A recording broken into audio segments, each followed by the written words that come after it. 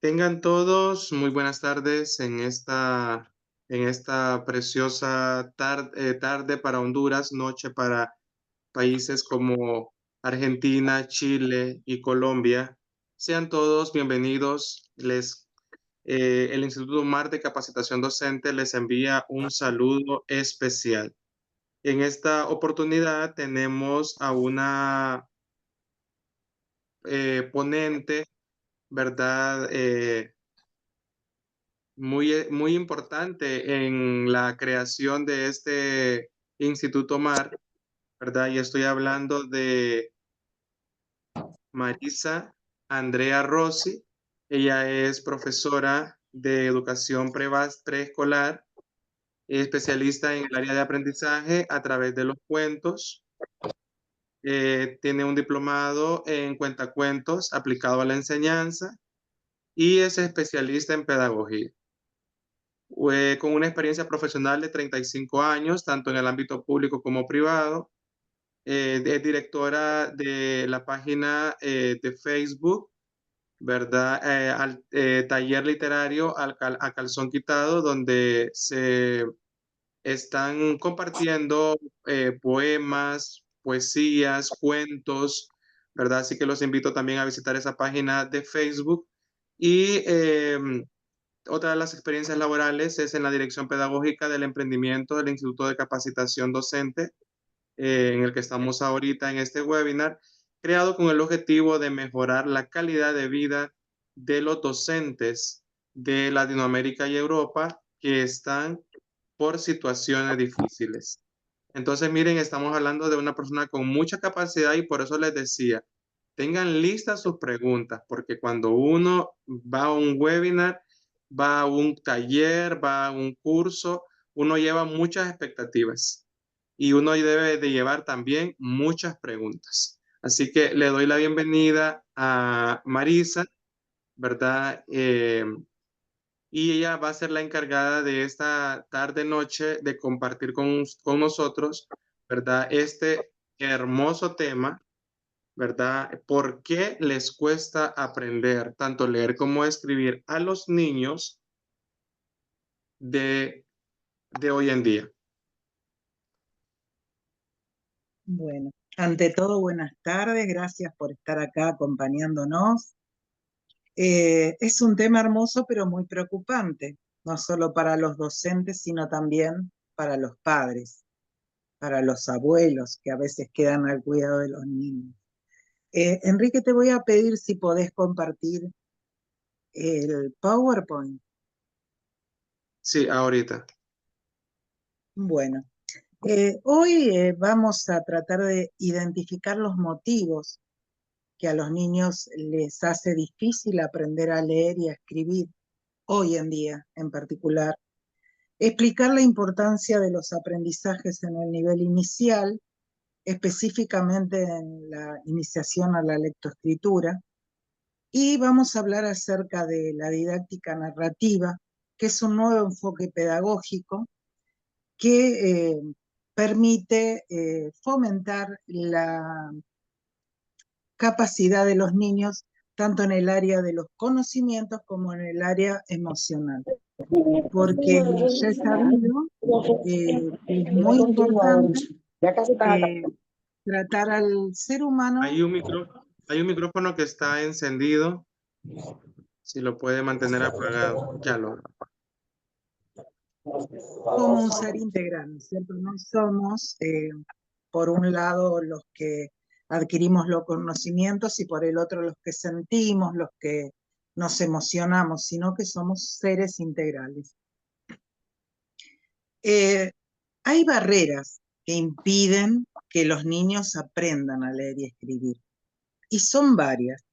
Eh, Podemos ir empezando a mover el PowerPoint. Uno de los problemas que notamos tanto los docentes como los padres es que los niños tienen un acercamiento demasiado rápido a las pantallas digitales. Si fuera nada más que un ratito de entretenimiento podría comprenderse, pero de la misma manera que en el pasado cuando un bebé lloraba, los papás lo agarraban a upa, lo consolaban, lo calmaban, le cantaban una canción de cuna. Hoy es muy frecuente ver que se les entrega un celular, una tablet o se los sienta delante de una computadora o de un televisor, según sea el caso de cada familia, ¿no es cierto? Estoy tratando de agrandar esto para verlo mejor. Otro de las barreras que encontramos es la falta de enfoque en las actividades previas a la lectoescritura. Eso ya en el nivel educativo, en las escuelas en particular. Otro de los problemas que tenemos son los entornos en los que se mueven los niños. A veces no son propicios. Ya vamos a ir hablando de cada uno de estos temas. Y además problemas de atención y de concentración. Cada vez vemos más niños que tienen o trastorno por déficit de atención, casos de autismo y otras condiciones que preocupan tanto a los docentes como a las familias, porque antes era un caso cada tanto que se escuchaba, pero hoy en día es más frecuente encontrar niños con esta condición. Incluso adultos a los que les dicen que no fueron diagnosticados en su momento y que ahora les dicen usted tiene trastorno por déficit de atención o usted es autista. Eh, Al recordar estas palabras, me viene a la mente nuestro querido profesor Luis Díaz Martínez, que lamentablemente ayer lo perdimos, fue algo inesperado, pero nos quedaron sus enseñanzas, ¿no? Y él siempre nos decía que las personas no son un diagnóstico y que a veces nos desesperamos por tener el diagnóstico pensando que ahí se acaba el problema o la dificultad, pero en realidad no hace más que empezar un camino donde tenemos que tratar de trabajar unidos las familias y los docentes. Pasá la diapositiva, Enrique, por favor. En esa primera vemos al niño pequeñito frente a la pantalla, ¿no? Con los ojos abiertos, le llama la atención el color, la velocidad en que se mueven las imágenes. Muchas veces también los padres en el afán de conseguir ayuda para distintos problemas que le aparecen, usan todas estas herramientas que hay en Internet y incluso consiguen aplicaciones para enseñarles a hablar, para enseñarles a escribir. ¿Será un beneficio esto o será sumar algo más al problema que ya existe? Vamos a seguir avanzando. Enrique, ¿pasás a la próxima imagen? ¿Por qué les digo que hay una falta de enfoque en la iniciación a la lectoescritura? En muchos países, de un tiempo a esta parte, se redujo el énfasis en la iniciación a la lectoescritura en los años de nivel inicial y se hizo un intento de primarizar el sistema, o sea, de hacer actividades que corresponden al nivel primario. Y en un momento vamos a profundizar en eso también. Cuando les digo que son actividades previas a la lectoescritura, volvé un poquito para atrás, Enrique, por favor. Son, por ejemplo, lo que vemos en estas imágenes, ¿no? La construcción con bloques, el uso de masa o plastilina o arcilla, el utilizar papeles y rasgarlos, no todavía recortar. Luego sí se puede pasar al uso de la tijera. Y después vamos a ver para qué sirven todas esas actividades. Después hablábamos de que no todos los niños tienen acceso a lugares propicios para la lectura. Yo recuerdo cuando era chica, hasta en el baño había libros, revistas, cosa que uno no se perdiera el tiempo y mientras estaba ahí podía seguir leyendo. Teníamos bibliotecas en nuestras casas, en las casas de nuestros abuelos. Era un mundo para descubrir, para investigar, ¿no es cierto? Hoy no existe en todas las casas esta posibilidad. Pero bueno, vamos a hablar un poquito sobre esto de la educación inicial y ver por qué decimos que no se están tomando en cuenta las actividades previas a la lectoescritura. La educación inicial reconoce y atiende las necesidades de desarrollo en los primeros años de la vida. Esas necesidades son, por ejemplo, la seguridad afectiva, el juego, la exploración, el movimiento, la comunicación.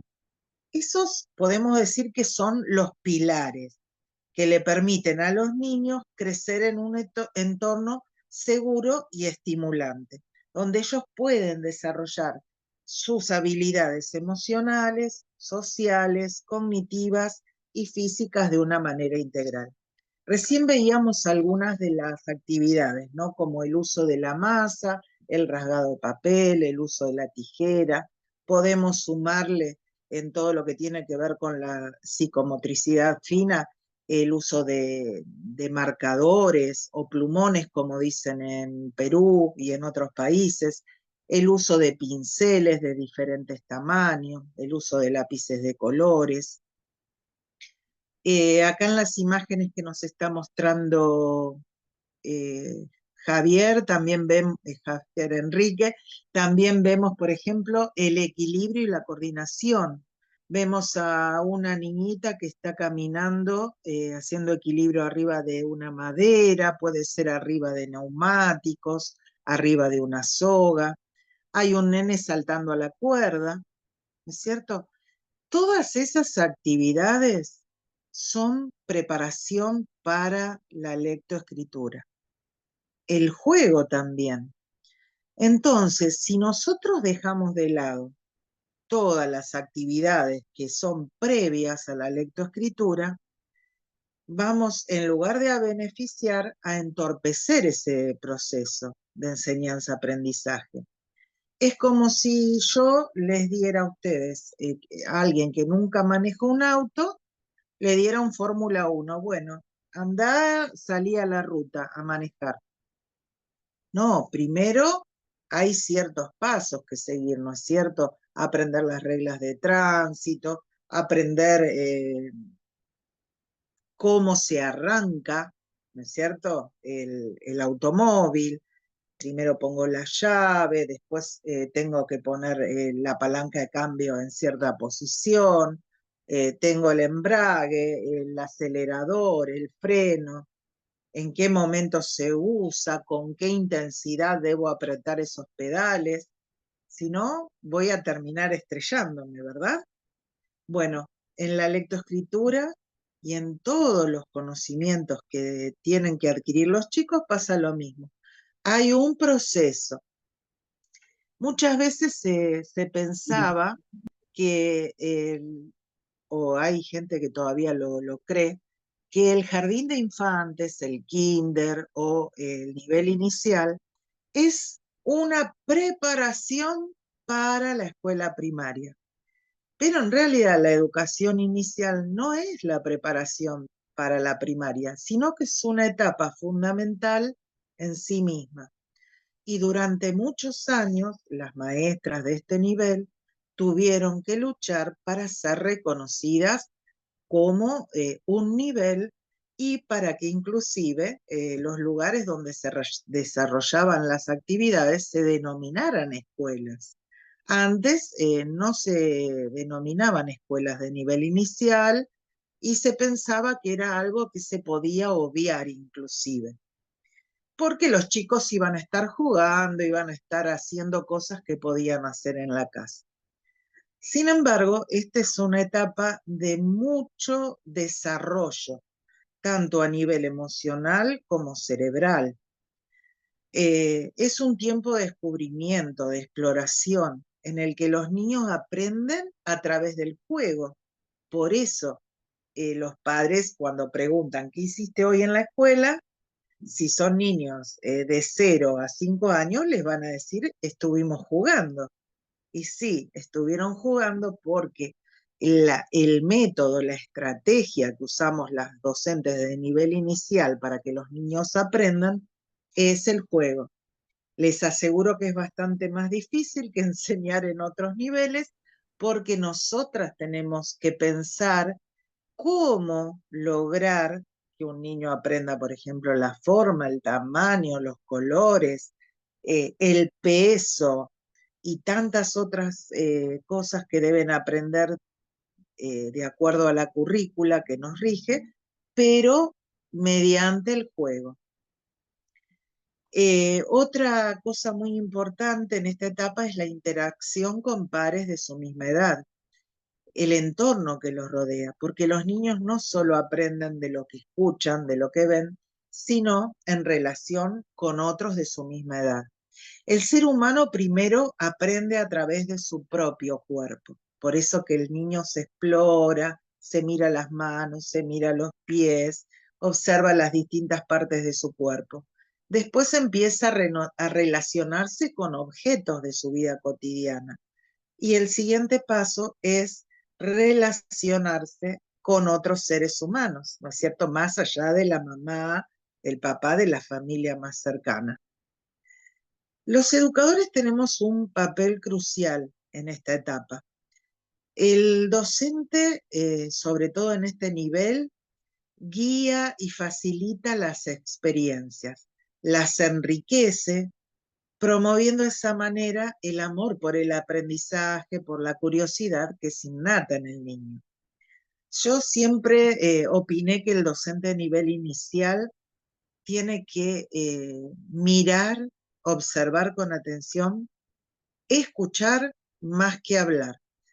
¿Por qué? Porque de esa manera vamos a intervenir en el momento adecuado. Los chicos, hay etapas, como por ejemplo hasta los 3 años, en las que son muy egocéntricos. Incluso nosotros, si escuchamos bien de qué están hablando, aunque parezca que están compartiendo un juego, que están compartiendo una actividad, en realidad cada uno está en su propio mundo, cada uno puede estar hablando de un tema diferente. Hagan la prueba, observen a niños de esa edad y se van a dar cuenta que es así. Ellos están en una etapa de juego paralelo. Cada uno está en su mundo, en su juego. Por eso tampoco podemos pretender que en esa etapa el niño comparta sus juguetes o decirle, ¿por qué no le das tus cosas a tu amiguito? Es algo que lo van a aprender, pero lo van a aprender en el momento adecuado según su etapa de desarrollo. En la educación inicial también se fomentan la formación de los valores, las actitudes positivas, esenciales para la convivencia con otros, el respeto hacia los demás. También hay que tener en cuenta en qué etapa está el niño. Doy otro ejemplo sencillo. Cuando los nenes tienen aproximadamente 2 años, puede ser que muerdan. Y entonces los padres los retan.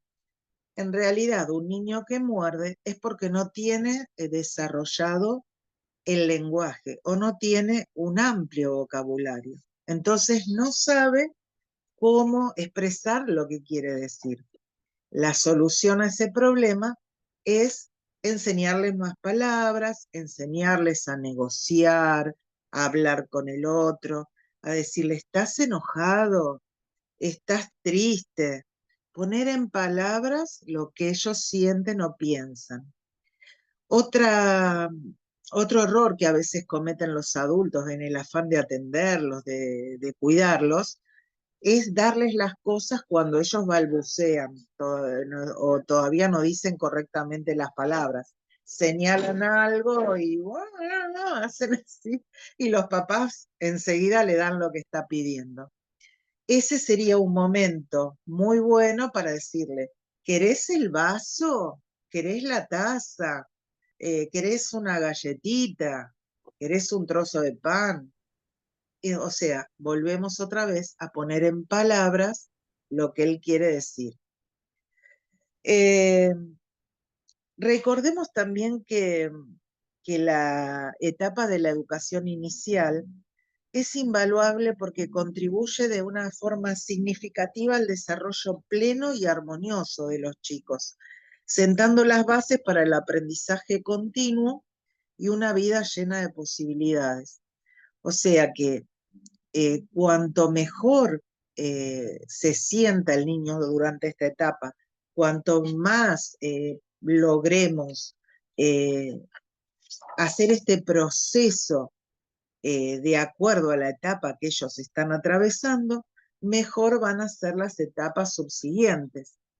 Yo recuerdo, por ejemplo, que cuando mi hija más chica estaba en sala de 2 años, trajo el informe que se hace cada 3 meses. eh, bueno, acá se hacía en ese momento cada 3 meses, ¿no? Y decía, Luigina sabe escribir su nombre. Bueno, yo obviamente que no dije nada porque era una colega, pero imagínense, un niño de 2 años escribe su nombre. Seguramente lo tuvieron un montón de tiempo copiando de un cartelito su nombre. Algunos lo lograrán, otros se van a frustrar, pero ¿es el momento de que un niño aprenda a leer o a escribir su nombre y otras palabras? ¿O es momento de aprender otras cosas que le van a servir? Por ejemplo, el hecho de caminar haciendo equilibrio, como muestra en la imagen, sobre una soga, sobre neumáticos, sobre una maderita, siempre cuidando su integridad física, le va a hacer lograr equilibrio que necesitan después al momento de escribir. El hecho de saltar, el hecho de manipular masa, el aprender a utilizar un lápiz, un pincel, son todas actividades que lo van preparando también. Lo mismo que el rasgado antes del uso de la tijera. Cuando ellos están rasgando el papel, que después también se puede utilizar para hacer otra actividad, un collage, el usar la plasticola, poder sacar la plasticola y pegar papelitos, el uso del punzón cuando ya tienen 5 años, son todas actividades que le ayudan a desarrollar la motricidad fina. Incluso a los bebés darles, por ejemplo, cuando estamos por cocinar, un tazoncito con arvejas y hacer que las pasen a otro recipiente, o darle fideitos. Vieron que hay fideos de distintas formas y tamaños, y hacer que las agarren, ese movimiento de pinza, de pasarlas hacia otro lugar, también son actividades necesarias para la lectoescritura. El, el trasvasar, el tener agua en un recipiente y pasarlo para el otro, el juego con barro, con arena, son todas actividades que ya vamos a profundizar más adelante para qué sirve cada una de ellas. Eh, Otra de las habilidades que necesita desarrollar el niño antes de aprender a leer y escribir es, por ejemplo, la conciencia fonológica, que la semana pasada en este mismo horario la licenciada Jordana Rossi nos explicó maravillosamente. Después les voy a compartir a los que no lo vieron la grabación, porque ella lo explica mucho mejor que yo. Pero también es bueno, como dijimos recién, desarrollar el vocabulario, exponerlo a una amplia variedad de palabras. No importa si en ese momento no las entiende. El leer cuentos, el leer poesías, el escuchar canciones, hace que el niño vaya grabando en su mente toda esa variedad maravillosa que tiene nuestro idioma, ¿no? Incluso he sabido que los niños, cuanto más chicos aprenden otros idiomas, más fácil se les hace, ¿no? Eh, También es necesario que aprendan a comprender lo que otro les dice, o sea, entender y procesar el lenguaje hablado. Luego, más adelante, empezarán a reconocer letras del alfabeto, por ejemplo, la inicial de su nombre es lo primero que les llama la atención, o ellos mismos piden escribir mamá, papá, palabras que son cercanas a ellos en lo emocional. Eh, Lisa, También, sí, perdón.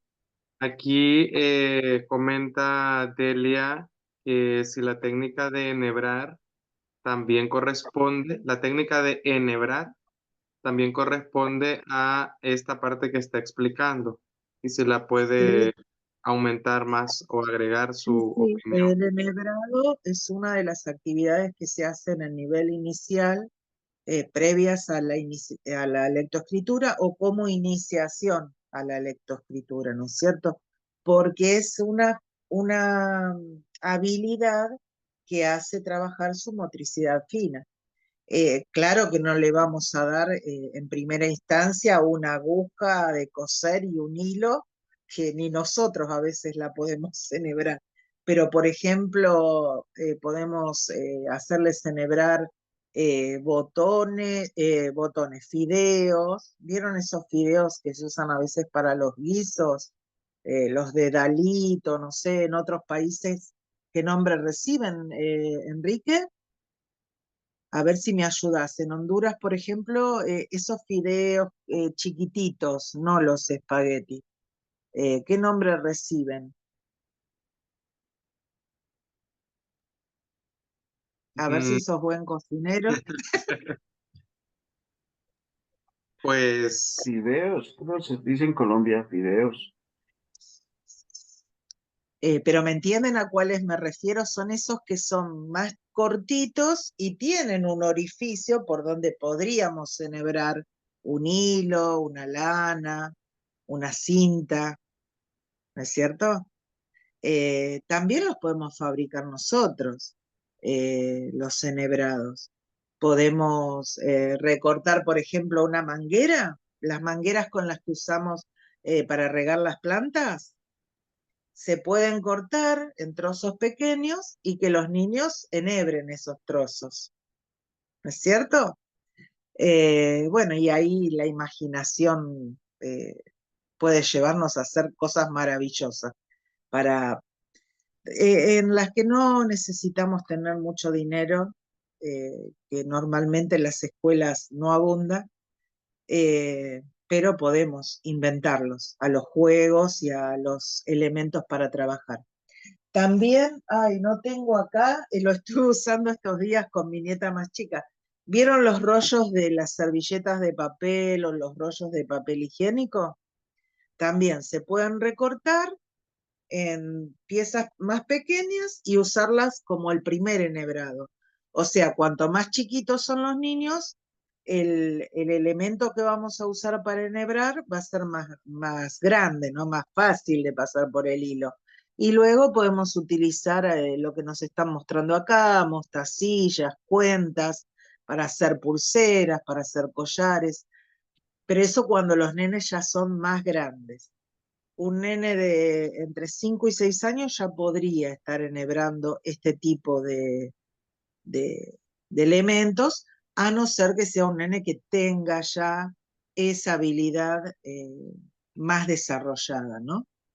Pero normalmente lo van haciendo de una manera progresiva. Eh, bueno, ¿por dónde estaba?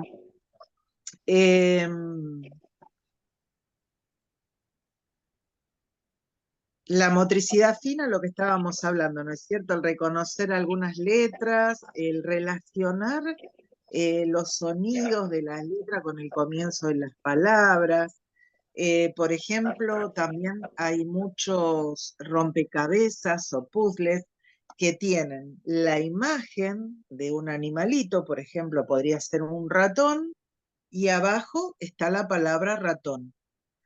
No quiere decir que el niño va a aprender a leer y escribir la palabra ratón, pero la está empezando a ver. A todos les habrá pasado que cuando van a un supermercado con un niño pequeñito les dice, quiero Coca-Cola. ¿Y por qué señala la botella de Coca-Cola y no señala otra botella? ¿Cómo sabe el nene que ahí dice Coca-Cola?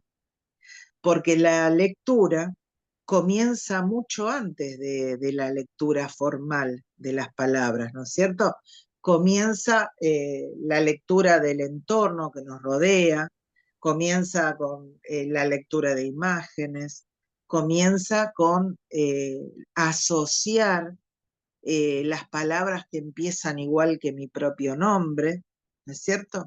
Ahí hay otras actividades, como el lanzar y atrapar, el trepar, todas actividades psicomotrices de la psicomotricidad gruesa que también son necesarias, son habilidades que el niño tiene que adquirir antes de adquirir la lectoescritura formal.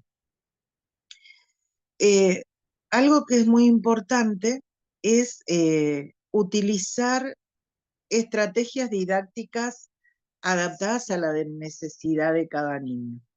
¿Y cómo vamos a lograrlo? No sé si ustedes han escuchado hablar de las inteligencias múltiples.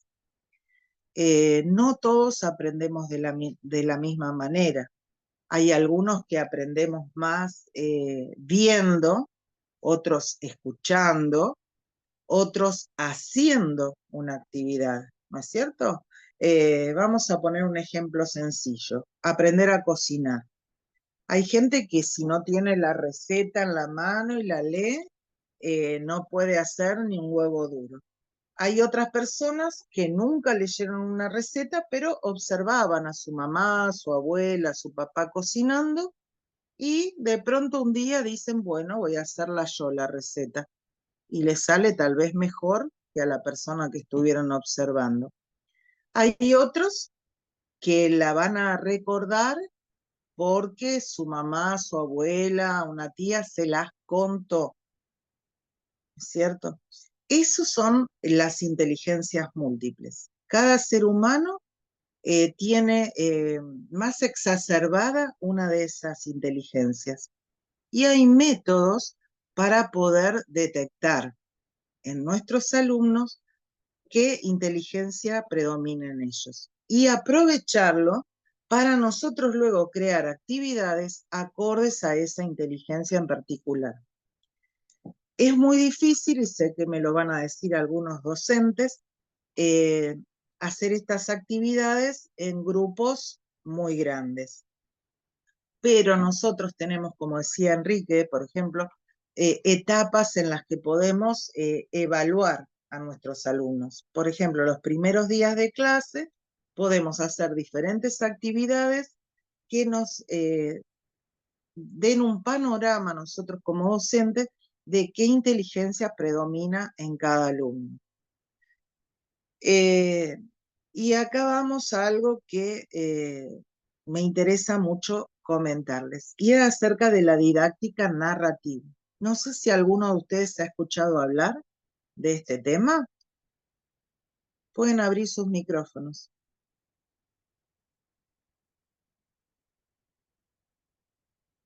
Nadie, o escribir si no quieren hablar.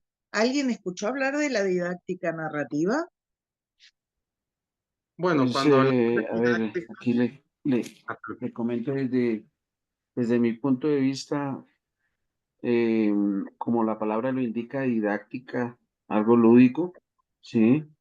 Algo recreativo, algo que atraiga para los entornos del aprendizaje. Pero en cuanto a la narrativa, me imagino yo que puede ser algo como poder expresar, ¿verdad?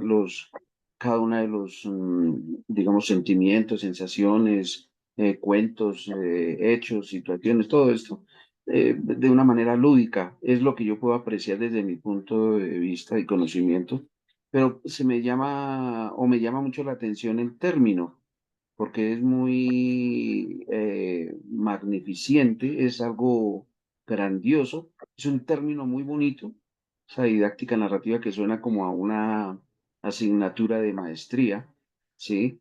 De doctorado para poderse uno especializar. Entonces me llama la atención y por eso estoy aquí para escucharla a la profesora, la docente María Andrea, que sé que de pronto puede tener mucha experticia cuanto al tema. Entonces, pues, digamos que es lo que yo puedo percibir, ¿no? Muchas gracias. No, gracias a usted. Bueno, la didáctica eh, se refiere a todo lo que nosotros podemos enseñar, ¿no es cierto? Eh, Se puede enseñar tanto usando métodos lúdicos, como usted dijo, o sea, a través del juego, pero inclusive en otros niveles de la educación también se utiliza la didáctica para enseñar con o sin juegos de por medio. Pero cuando hablamos de la didáctica narrativa, estamos hablando de un nuevo enfoque pedagógico eh, que se utiliza para fomentar el desarrollo tanto cognitivo como emocional de los niños. O sea, no es lo que se hacía en otros tiempos, por ejemplo, cuando se utilizaba un cuento, una poesía, para enseñar, por ejemplo, los sustantivos. Recuerdan que los profesores nos decían, hoy vamos a leer un cuento que se llama Platero y yo, marquen los sustantivos, marquen los adjetivos y marquen los verbos. Los sustantivos con azul, los verbos con verde, los adjetivos con rojo. O de pronto nos daban eh, un fragmento o una oración de un texto elegido por el docente y decía, bueno, subrayen el sujeto, el predicado, el objeto directo, el objeto indirecto. No es esto la didáctica de la narrativa. Tampoco es utilizar los cuentos para ni decir, bueno, voy a contar este cuento para que deje los pañales. Voy a contar este cuento para que deje de mentir. Voy a usar un cuento para que sea obediente. No es ese el objetivo de la didáctica narrativa. Sino que es algo que ayuda a desarrollar en los niños habilidades de comprensión lectora, de pensamiento crítico, de creatividad. Eso en la parte cognitiva. En la parte emocional fomenta la empatía, la conexión emocional, el amor por la lectura y también tiene una aplicación práctica. Por ejemplo, hay ciertas actividades dentro de este enfoque pedagógico, que es la didáctica narrativa, que tiene como fin que los niños puedan crear sus propios cuentos, sea individualmente o en grupo, antes inclusive de aprender a leer y a escribir formalmente. ¿Cómo dirán ustedes? Pues a través del dictado a un adulto. También implica el uso de la dramatización, el, el ser, por ejemplo, protagonista de una historia que hayan inventado ellos mismos y teatralizarla o hacerla a través de títeres, ¿no es cierto? A mí me gustaría, para que ustedes lo comprendan mejor, que hagamos una actividad. Sé que nos queda poquito tiempo. No sé, Enrique, si vos podés crear algunas salas acá en el Zoom para que se dividan en grupos. Permítame, vamos A ver cuántos son y los dividimos en salas, actividad antes que los dividas, ¿eh? Vamos a pensar, por ejemplo, que queremos enseñarles los animales del bosque. O puede ser, queremos enseñarles el ciclo del agua. O queremos enseñarles la resta en matemáticas. Vamos a armar grupos y cada uno de esos grupos va a crear una breve historia, tomando en cuenta que un cuento tiene un inicio, un conflicto y una resolución. Les doy un ejemplo. Vamos a hablar de los animales del bosque y les voy a dar un ejemplo para los más pequeñitos. Vamos a hablar de los conejos.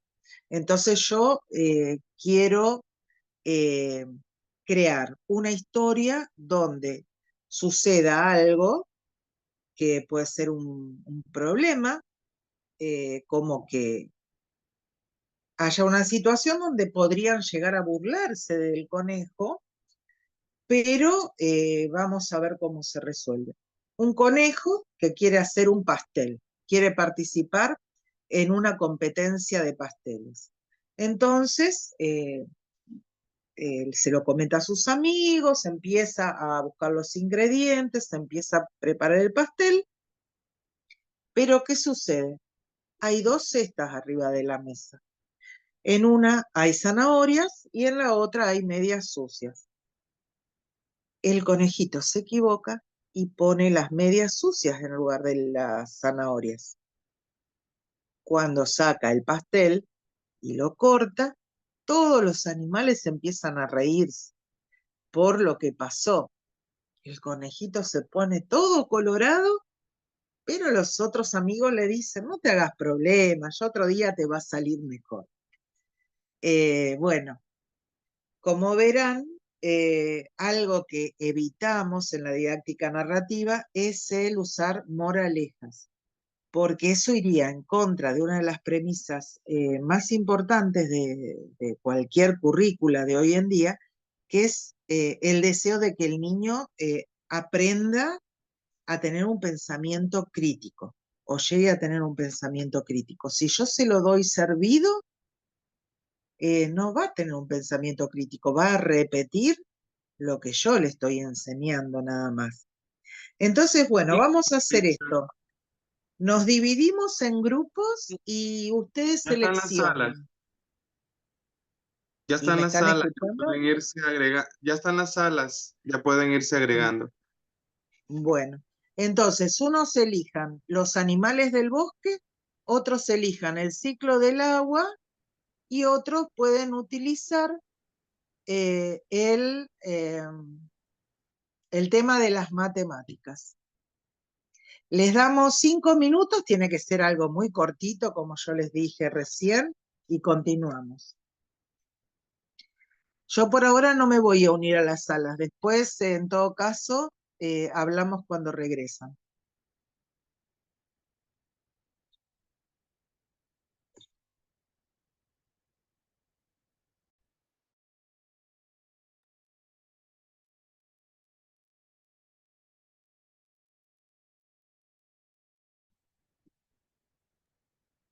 Los que hacen falta que se agreguen a las salas pueden irse uniendo.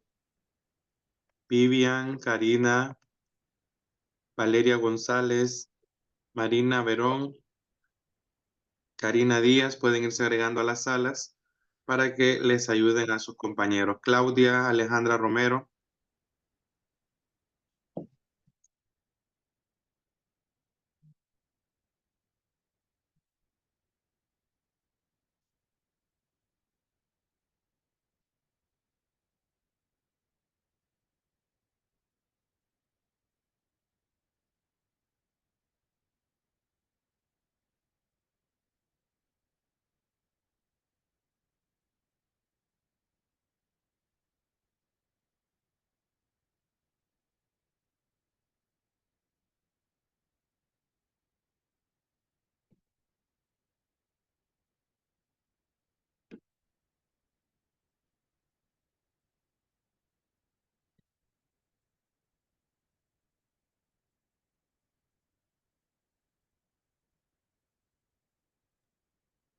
Usted me dice cuánto tiempo, Marisa, para luego Sí, dejar las sí, salas. 5 minutitos, 5 minutitos, ok. Son las, menos no, 5.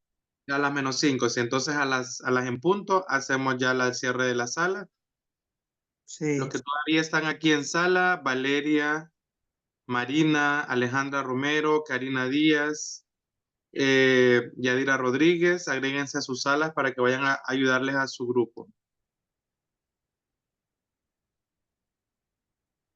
Ha estado bien interesante el webinar. Aunque no es mi área de redacción, pero uno se motiva y se emociona cuando está bonito el webinar.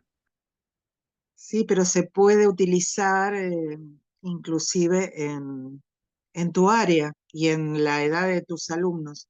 Eso lo vamos a ver mejor en la especialización, donde se van a ver ejemplos para cada nivel, incluso para adultos.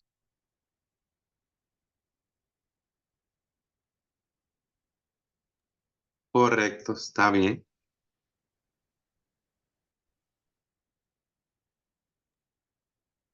Los que aún están aquí en sala, Valeria González, Marina, Alejandra Romero, Karina y BTI NAP, puede irse agregando ya para ir a ayudar a sus compañeros de grupo.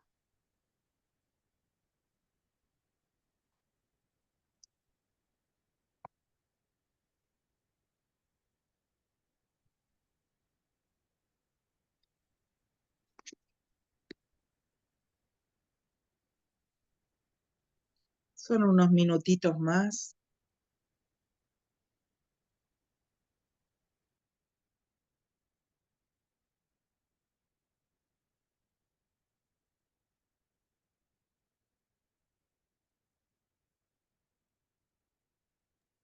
Ahí en el chat hay unas preguntas, Marisa, para que las pueda revisar. Sí, sí, después me las lees. Estoy revisando algo ahora.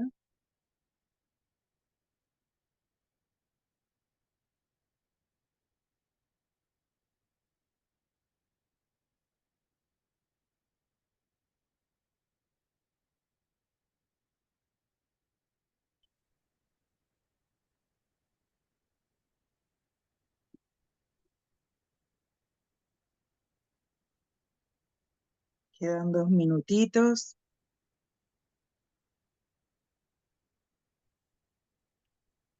Tal vez les parezca poco 5 minutos, ¿verdad? Pero es un ejercicio cortito.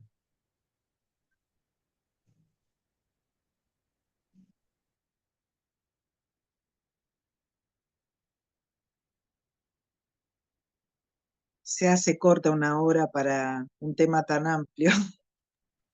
Sí, sí, se hace corto. Queremos hablar mucho y tenemos mucho que dar y el tiempo rápido. Sí. Queda 1 minuto y volvemos a sala. Les redondeo los elementos clave de la didáctica narrativa y vemos si pudieron armar algo en estos minutos.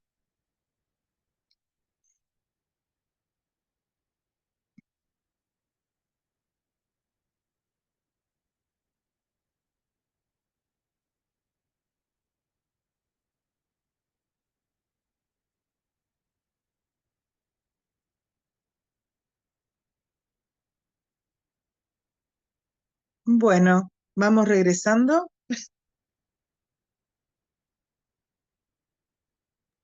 Sí, ya les cayó un mensaje que en 1 minuto ya se cierran todas las salas, entonces ellos ya van regresando.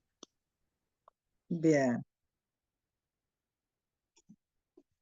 No me quise tentar a ir a espiar en cada sala porque tenemos muy poquito tiempo, si no, si me pongo a hablar en cada una de las salas. Pero haciendo algún encuentro más extenso, podemos profundizar más en cada uno de estos puntos que se mencionaron someramente hoy.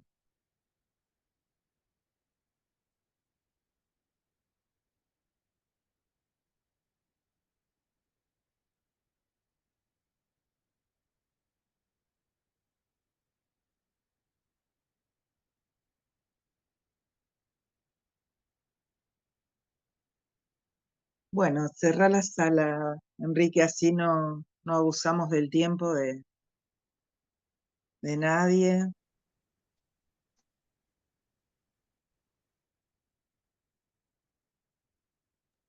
Ya estamos. Vos avísame cuando estemos de vuelta. Ya estamos todos. Bueno, ¿cómo les fue? ¿Fue muy poquito el tiempo? Yo les voy a ir redondeando algunos conceptos rápidamente porque como estábamos comentando es muy poquito el tiempo para un tema tan amplio, ¿verdad? Algunos elementos clave de la didáctica narrativa.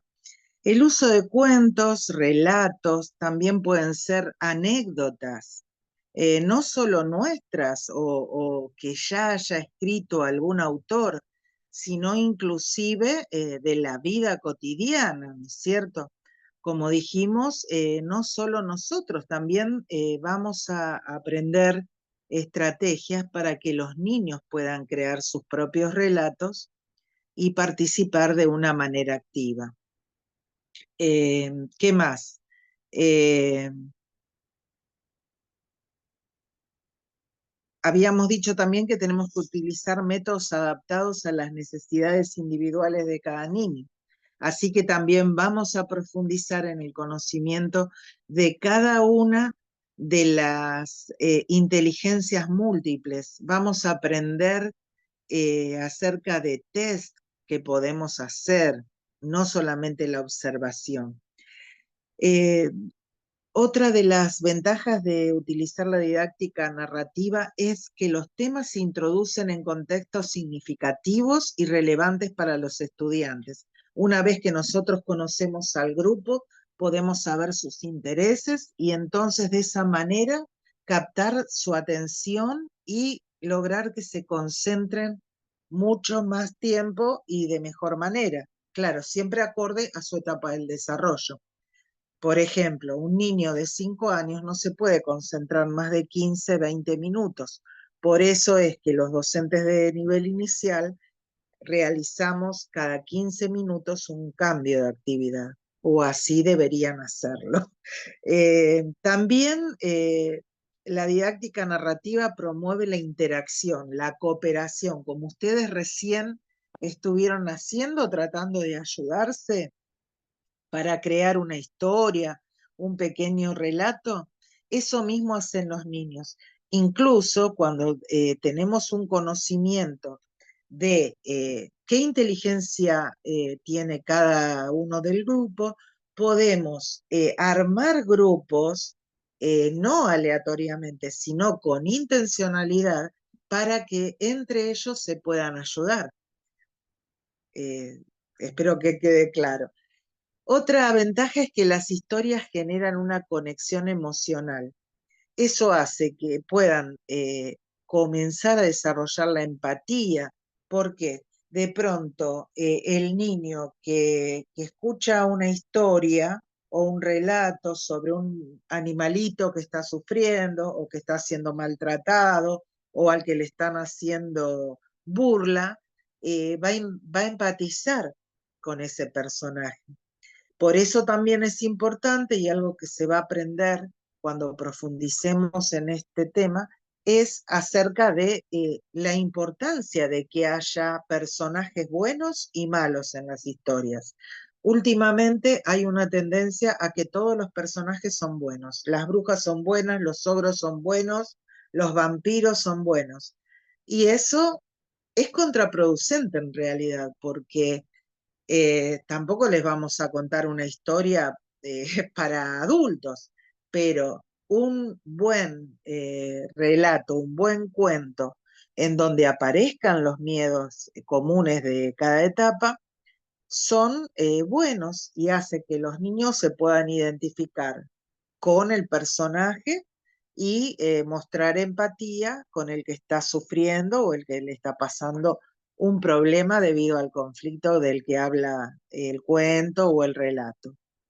Esto, Aquí, como se Marisa, imaginarán, sí, sí, ya aquí, cierro. Marisa, hay un mensaje de Evangelina y dice que para ella la didáctica narrativa tiene que ver con comenzar la escritura a partir de las experiencias y los anécdotas para después profundizarlos. Ese es para Evangelina, esa es la definición de didáctica narrativa.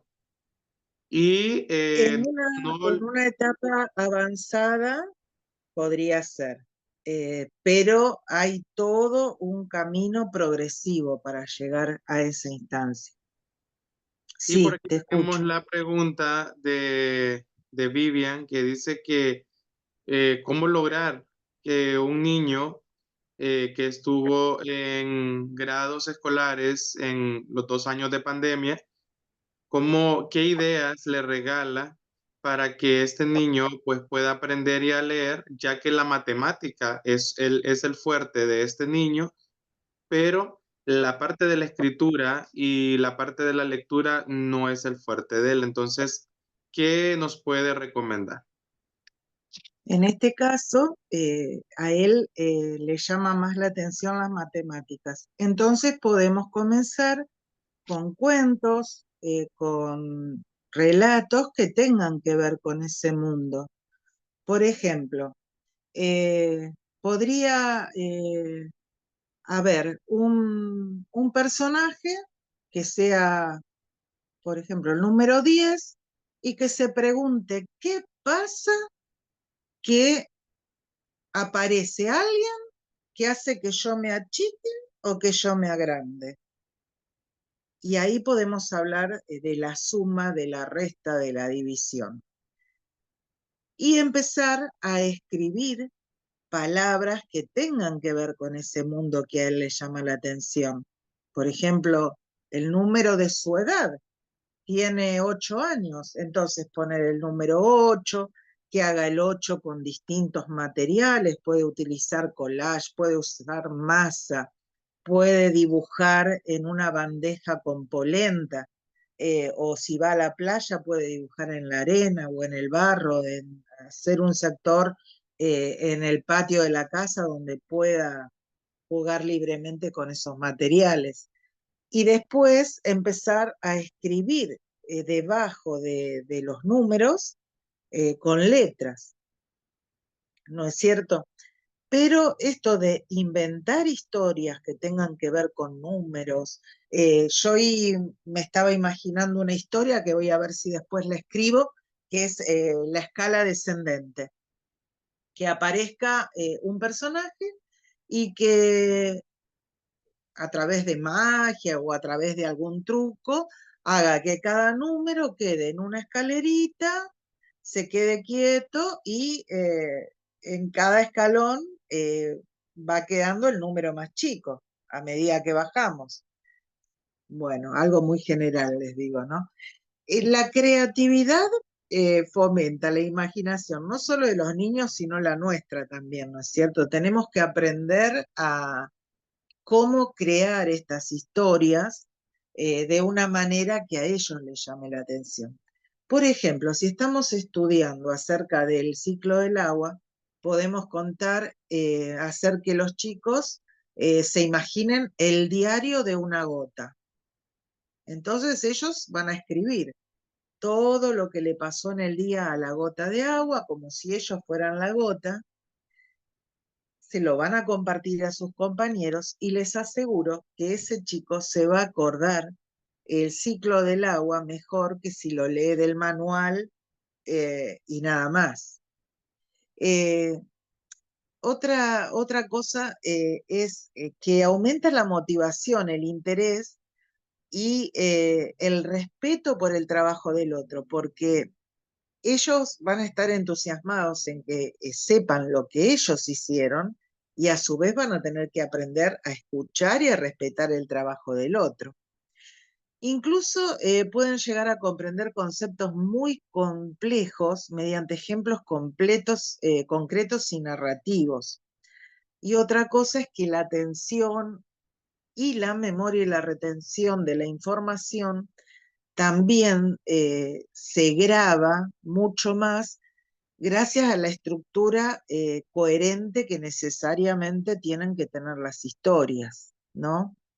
Bueno, y ya hablamos de las habilidades sociales como la empatía, la escucha activa, la comunicación efectiva. Y como le comentaba en el momento en que ustedes estaban reunidos en las salas de Enrique, aunque la didáctica narrativa es particularmente útil en la educación infantil y primaria, también se puede aplicar en niveles más altos como la secundaria, incluso para adultos. Eh, Hay beneficios cognitivos como el desarrollo de la habilidad y la comprensión lectora, algo que está fallando prácticamente en todos los países de Latinoamérica, y también hay un impacto en la parte emocional, como hemos estado hablando. Pero Por aquí hay además, otra pregunta, Marita. aplicaciones prácticas. Sí. Por aquí hay otra pregunta y dice que Evangelina, que ella enseña, ella trabaja con la asignatura de alfabetización inicial. Esa es la clase que ella imparte, alfabetización inicial. Y pregunta que con qué tema le recomienda iniciar su materia para este año lectivo, pues iniciar con algo motivador, algo que sea provechoso para los niños que ella atiende. Yo lo que le recomiendo, debido a mi experiencia, ¿no? De tantos años, es que primero conozca al grupo, indague en sus intereses, qué les gusta hacer cuando no están en la escuela, si les gusta jugar a la pelota, si les gusta jugar con muñecos, eh, que haga una evaluación, un diagnóstico del grupo. Y entonces que vea de favorecer ese interés cuando prepare este tipo de clases. Entonces, cuando el niño ve que realmente estamos enfocándonos en su interés, porque realmente podemos enseñar, vamos a poner un ejemplo, las formas, los colores, los tamaños, hablando de un helado, como hablando de árboles, hablando de animales. Es más difícil para nosotros porque tenemos que usar tal vez nuestra imaginación, nuestro tiempo, ponernos en el lugar del niño, pensar cómo les gustaría a ellos aprender. O sea, ser el maestro que nos hubiera gustado tener. Con eso tiene que ver, ¿no? Eh, pero yo te recomendaría eso. En lugar de hacer como se hacía en su momento, decir, bueno, comienzo con la unidad didáctica, la familia, unidad didáctica. ¿Me salí? Ay, creí que me había salido el Zoom. O unidad didáctica los animales, o unidad didáctica el odontólogo, ver cuáles son los intereses del grupo. Después, obviamente, uno se tiene que ajustar a ciertos requerimientos del currículum o de la currícula, pero podemos ir manipulando esa currícula para ajustarla lo más posible a lo que nuestro grupo de alumnos necesita.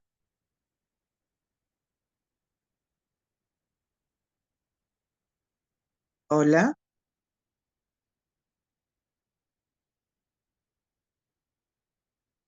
Enrique. Muchas. Pensé que no me estaban escuchando. Eh, bueno, me gustaría que me comenten cómo les fue con la elaboración del cuento. ¿Alguien se anima a comenzar?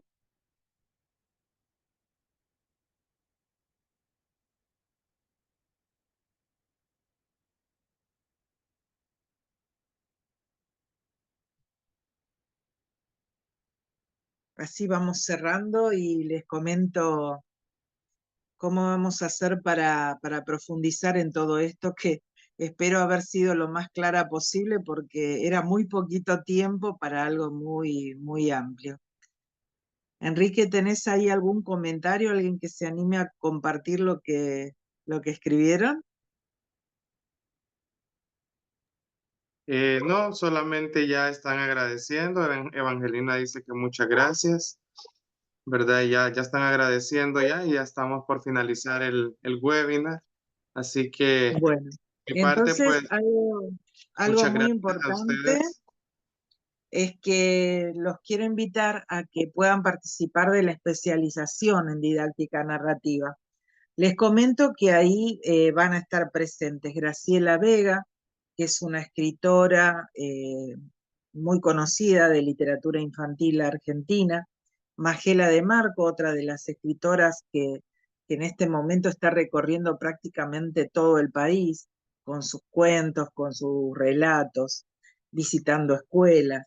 Tenemos a Ivana Ruggini, que acompaña siempre a Magela y que está acá presente eh, como psicóloga, ¿no?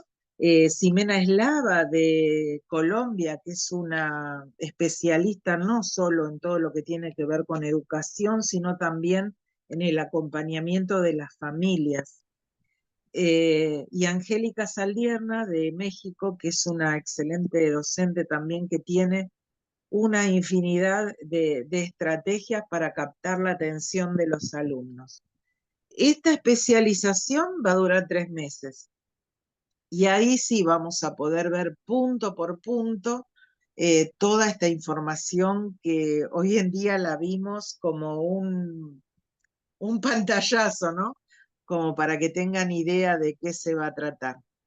Y esos 3 meses van a estar divididos en módulos, cada uno de los docentes les va a hablar del tema en el que está ampliamente calificado y ustedes van a terminar esta capacitación teniendo un conocimiento no solo de recursos, de estrategias, van a tener acceso a test de inteligencia múltiple, también van a aprender a algunos tips para crear cuentos, relatos adecuados para cada edad y van a tener una explicación muy importante que los va a ayudar a seleccionar libros acordes a cada etapa del desarrollo. Así que bueno, de mi parte, agradecerles que hayan estado esta noche con nosotros. Espero que este webinar haya sido de su Profe, agrado. Sí, hola. hola. Después nos podía pasar información, cómo nos podemos inscribir. Sí, después en el grupo de WhatsApp les voy a pasar información y también les voy a regalar unos libros que hablan acerca de este tema para que puedan ir leyendo e interiorizarse.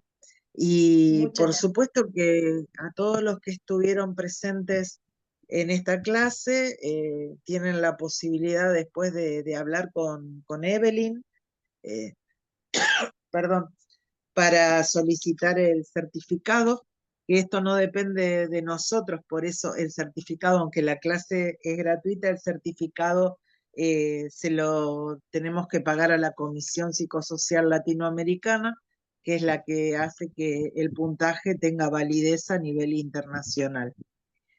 Como les vamos a ofrecer mucho material de lectura, más la grabación de esta clase, la Comisión Psicosocial Latinoamericana considera que la clase de hoy tiene un valor de 25 horas pedagógicas, porque se toma en cuenta todo lo que ustedes van a seguir leyendo al finalizar esta clase.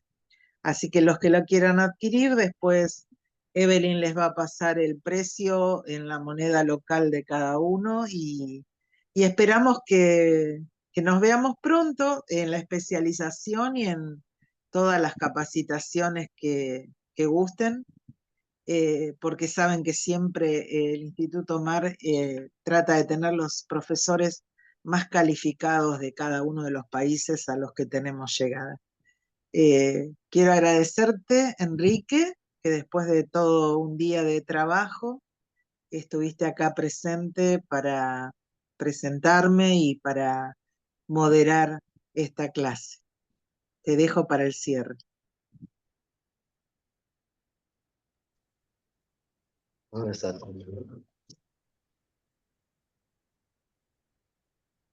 Bueno, muchas gracias a cada uno de ustedes por estar aquí presentes y gracias por todos esos comentarios que han escrito ahí. Dice, excelente maestra Marisa, sus recomendaciones, mil gracias. Igual Evangelina dice que luego va a pedir información.